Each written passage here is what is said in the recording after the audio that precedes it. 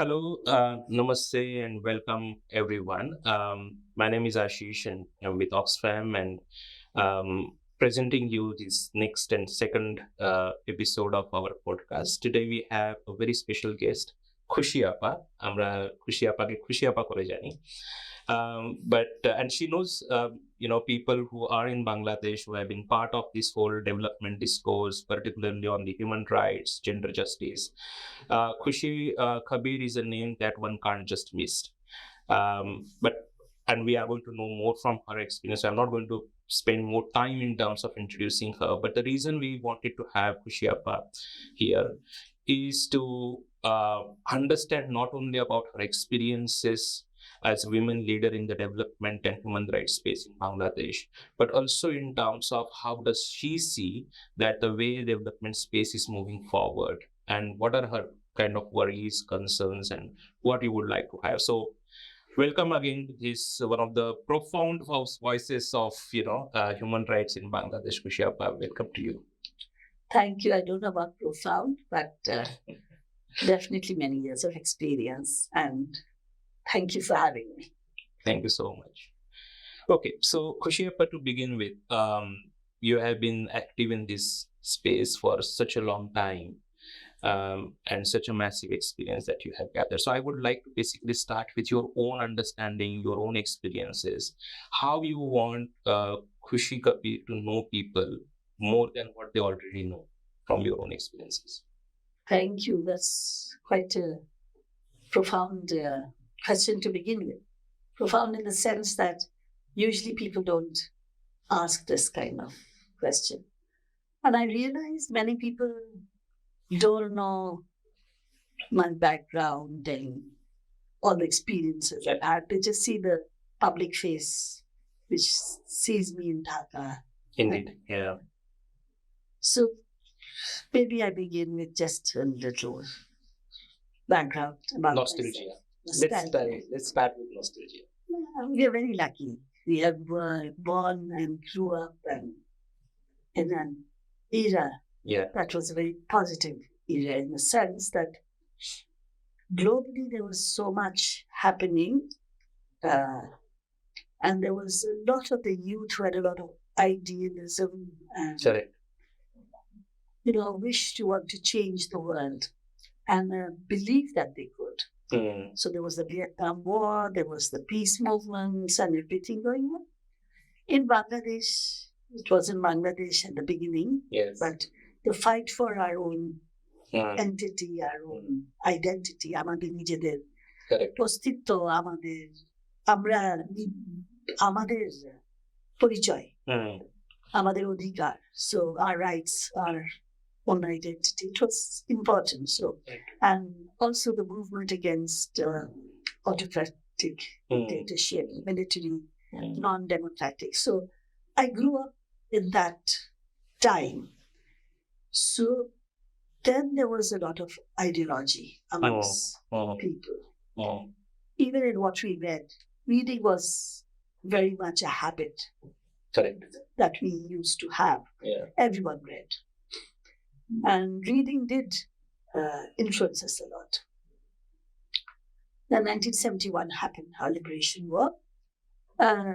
The liberation war মানে আমাদের মুক্তিযুদ্ধ একটা খুবই একটা শক্তিশালী, আমাদের জেনারেশনের জন্য এটা একটা খুব শক্তিশালী টার্নিং পয়েন্ট। আমি আজকে যা what I am today is because of 1971. You know what, in 1971 how it went inside me and made me think in the way I do. So immediately after the liberation wars, during 71 there was a lot of destruction and damage. Apart from the 30 million people who were killed, and the women raped and all that was happening, it was also, there was so much, arson, pillage, randomly shooting and killing people in the villages. The whole country was destroyed. So when we were liberated, 16th of December, this is a country that had no money in its reserves because the money was taken away by the Pakistanis. There were no roads that were intact, no bridges or culverts that were intact. Villages that people who had, 10 million people were refugees who went to India. Mainly Tripura, Assam, Meghalaya, that it was all Assam, and West Bengal. But there were a lot of internal refugees. People from one village, when they would hear the army is coming, they would run to another village. So that is not counted as refugees. So there was a lot of internal refugees. What I'm trying to say this is when people came back, when they came back to their own village, there was nothing. Houses were razed to the ground. So immediately after liberation, there was attempts at relief and rehabilitation. That was the need. And I joined BRAC. Abid Bhai had started and begun BRAC. And in BRAC, I was working with Abid in the head office. He called us his executive assistant. And learning on the job because I hadn't done this kind of work before. But basically having a lot of interaction with young graduates who had fought in the liberation war, who went off to the villages to work, and they were all men, young boys, who also, most of them were also freedom fighters, who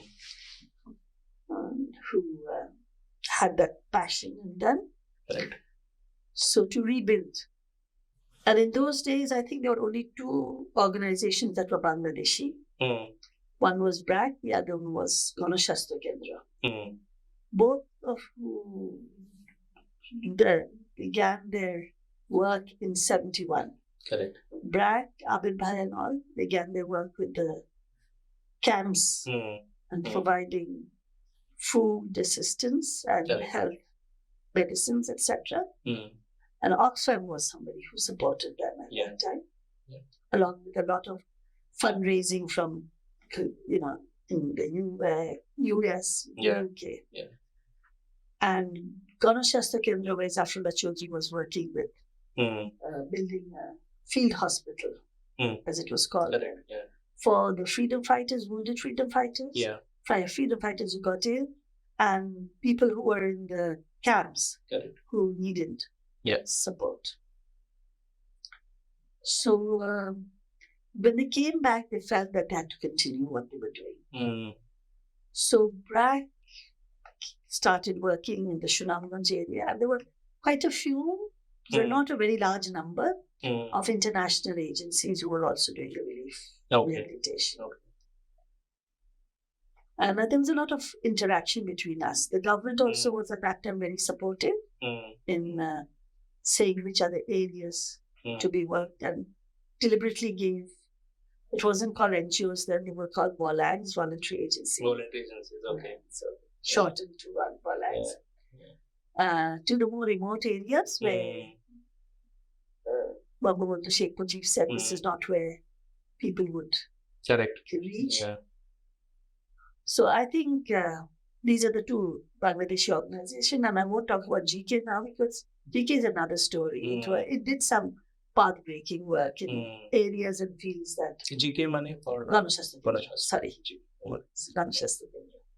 The ORA, they did something totally different, mainly in the health field. But BRAC did it in the field of first rebuilding, health and rebuilding in terms of housing, nets, boats, because Shunamganj Haur is an area where 8 months of the year is inundated. And the only means of transport then are boats. So there were no boats, they were burned. No cows, no cattle, no houses. What BRAC found, and I was working in Dhaka, but basically doing the reports, keeping tabs and communication. I felt at one point that I wanted to see what the work in the village was. And in those times, there used to be a plane that the UN had, a Cessna plane, which would take people. There was no airfield, but it was just a field that they would, plane would land. It was one of those Small taxi type planes. small taxi type, and they call it short takeoff. So they would allow NGOs to use that plane free. So since I was more or less like the secretary or the executive assistant, I put my name onto the list when the plane was going to bring back. Okay. That time there was Oxfam person visiting. Raymond Kurwaye. Yes. So the first field director, they used to call it field director. Field director. So Raymond was with Abid Bhai, and the plane had dropped them there. They were spending 2-3 days, and I went on the plane that was going to bring them back. Okay. So I went in the morning, and they said we'll come back in the afternoon. Okay. So I spent the whole day. I was done seeing me there. He didn't expect me there. Okay. But since I was the one who used to write all the letters and the things, I just did it. There was space in the plane for one more person. So that was my first introduction to field. Okay. And I did walk around in the next villages and all that. Then after that, I felt I wanted to be in the field. So around 74, 75, 74, I started going regularly to Shunamganj House, spending quite a long time. 75, I became totally permanently field staff. Okay. So ekhane I want to know, because it sounds very easy, but I'm sure even till date, for a woman to spend time in the field, it's not very friendly. It's quite hostile. Whether it is access to toilets, privacy, in many dimensions. I'm sure 71, 75, that period must be even more difficult. And then to have this choice, what was the motivation for a woman to go to the field? I don't know. I think to me, these are not things that I feel is a challenge or a problem. Okay. Abid was a bit hesitant. Okay. Will they accept you? Will you be able? You never lived in a village, not even visited a village. Will you be able to cope? Okay. There are no women there. Correct. There's no separate toilets for women. Correct. So for me, those were no issues. Okay. Not having running water, not having electricity. Indeed. Correct. Not having proper toilets. Correct. I mean, I would laugh and talk about, I can write a whole book on lack of toilets or in the villages. But for me, that was like part of learning. Okay. My main thing was getting to know people and what the situation was. What I've been reading. Abid Bhai in those days would force us to read a lot. And then he would ask us what we read. So it wasn't that we can just take the book and then say we've read and returned it. Yeah. We would have discussions. Yeah. So books like Franz Fanon and Wretched of the Earth. Okay. Oh, one of my I ran a Deschooling Society. Indeed. Yeah. Fan Shen. And so those books made a big impact. Indeed. In fact, Wretched of the Earth made a big impact. Okay. Also, well, Second Sex I had read much before, but the female eunuch is something that I read at that time. And then Paulo Freire wrote his book, Pedagogy of the Oppressed. And that Abid Bhai made it mandatory for everyone because he was and Raymond gave him that book to read. And that was the time when Abid Bhai got married to Aisha Abid. Okay. And Aisha would say that I'm sharing my honeymoon or my marriage with Paulo Freire. So in fact, Abid Bhai made us all read it, and he was very influenced.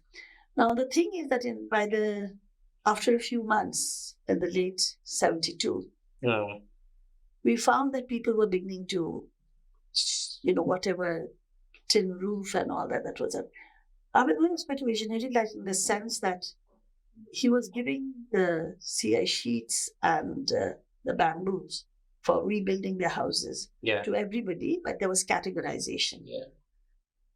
A category was those who had enough land, who would repay back the full amount. Correct. B would repay back half. C would repay back a quarter. And D was who would not repay back because they had nothing. Correct. So my colleagues in the field were very good at building up the rapport, but also getting the money back. But what we found later is people were beginning to sell off whatever they were getting. Correct. So that's when I thought of, development. That it's not just enough to give. Correct. Correct. We were very influenced by the Kumilda model at that time. That was the only model. Yeah. So that was being used. But after reading Freire, we started moving towards conscientization. Correct.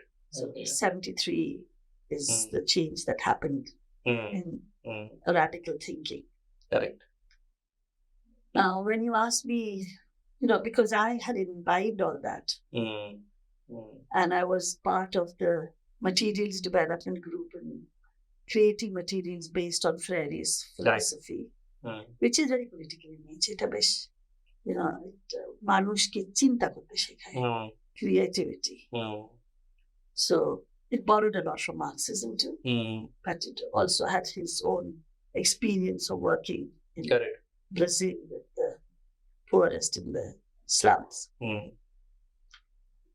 So since I was part of the materials development group, we would go to the area, spend a few days, develop materials, practice it out. Okay. And see how it works. So what are the keywords that we took up? Then I decided I would go and live there, and I told Abid I'd like to go and work there. Now on hindsight, people ask me and I realize it must have been unusual. It must have been unusual for my parents too, because I just informed them I'm going to now go and stay in the village and be posted. And how was the reaction? They were very good. I am very privileged in the family I have. But privileged and progressive work. Yeah, privileged in not I'm talking of economic or financial terms. Yeah. I'm talking privileged in terms of their ideology, their attitude towards life. My parents never taught us that we have to follow the rule. It's do what your heart tells you to do. Indeed. তুমি যা বিশ্বাস করো সেটা করো, কে কি বলছে is irrelevant. Other people's views about you, they are not going to feed you. Indeed. So if you really are committed, do what you wish to do in whichever field you want to be. So therefore they must have worried internally. I'm sure. But they never let me know and they never said no. So this is really very interesting when it comes to your beginning, and I'm sure one can spend an hours and perhaps it could be a book, on your beginning itself. But the curiosity is this, that the story later, when you joined Nijera Kori and more exposed in terms of the women's lives in the field. And not only in Bangladesh, but then to see it from the whole movement policy change perspective, along with other social activities. And there are very different kind of school of thoughts even within that whole domain. Just let us know that how your own learning was, how this whole feminist thing evolved and where it goes now. I think I was a feminist from the beginning. And as I said, I had read also a lot. So my biggest learning, and I say my big university, I don't know if you know that my college and degree is fine arts, painting and painting. So people think that, how are you doing the work you do? But I did read a lot. And being in the village was for me the biggest learning experience. So everything that আমরা বইয়ে পড়েছি, পুস্তক থেকে পড়েছি, ideologically what we got, and seeing its application in the field what does it really mean? So that for me was the biggest learning thing. Correct. And the fear that people wouldn't accept me or I wouldn't be able to handle it's not true. I think if you respect people, people respect you back. If you show you like people, people like you back. And I had no problems. I didn't have any worries. No. It was like in winter, we had to walk 15, 14 miles, 18 miles, even 20 miles. In summer, it was a boat, and there were no engine boats. Okay. And I don't know swimming. But as I said, it was for me quite natural and normal. And people, even now, a lot of the younger generation say they heard about me from their parents. So I started living from 75. I left Shalladhira in 77. I came back to Dhaka in 80. Okay. So from 75 to 80, I was living in the villages. Wow. And only in 80, I came to Dhaka back. It's like doing another schooling. It was a schooling. It was the best schooling I've ever had. I came back to Dhaka because I joined Nijirakuri. Correct. The reason I joined Nijirakuri was, and that's part of the question, you see, the ideological thing when we began was of one kind. Yeah. But slowly development started becoming more of more mainstream. Whereas we were much more looking at it deeper in a more radical way. Correct. So there I felt BRAC was then beginning to grow quite rapidly. And I didn't fit in there anymore, not with my ideology. Either I would have to change my ideology or... okay. So, or, to have your own something. To have. So there was a group of us. Okay. We started with Nijirakuri together. Okay. I didn't start Nijirakuri. Nijirakuri was there as after the famine of 74. I mean, it is the famine of 74. Yes. So there was for women who came to Dhaka, a shelter and giving them some training and food aid. But the people who started it was a Norwegian woman and she had some Bangladeshi counterpart. They left. They had gone abroad, but they had registered the organization. Okay. So there was this registered organization with a name and number and everything, but no program or nothing at all. Okay. So we decided instead of creating yet another number for an organization, let us restart this. Let's fill with the life with what it has. Okay. Because there was nothing. It was just the name. Okay. So the other thing, there was 2 or 3 different streams that joined Nijirakuri. So that's how I came to Nijirakuri. Now, how it changed the development scene.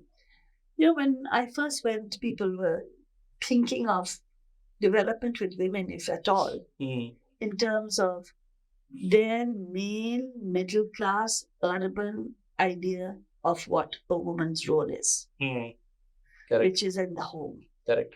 So every program for women was sewing machines, whether it's relevant in that area or not. And I already was a feminist. Very stereotypical. Very stereotypical. And I wanted to break that. People were skeptical, but we did manage to break it. Yeah. And there was a work and 75 played a very big role. 75 was a role for many reasons. It was just after the famine, floods and famine. Yeah. Economically, the situation was very vulnerable and worst for women. Correct. It also was the year that UN had declared as the year for women and then the decade for women. Correct. So every government had to, give a commitment that they were going to have a special focus for women. Correct. And so form a ministry, form a directorate, have programs. Indeed. And the NGOs were no different. They were also asked that you must have a women's component. Indeed. So at that time, I remember there was an article we wrote, which Marty Chen had joined BRAC by then, and so had Abid Bhai's wife, Aisha Abid. So Marty Chen, Aisha Abid, and myself, me with my experience in the field, we wrote Breaking Some Myths. Okay. That what myths exist in minds about women's development and what the reality from my field experiences. Okay. I don't see that book anywhere now because it was a mimeograph printed by Ford Foundation. Okay. Yeah? But we presented it at many different seminars and conferences. I think that was a time when people started thinking differently. That was also a time when other NGOs started having women's programs after that. Okay. You know, not in 75, but after 75. So, whereas I was the one who was going and living in the most remote area and living on my own, etc. But there were some other organizations like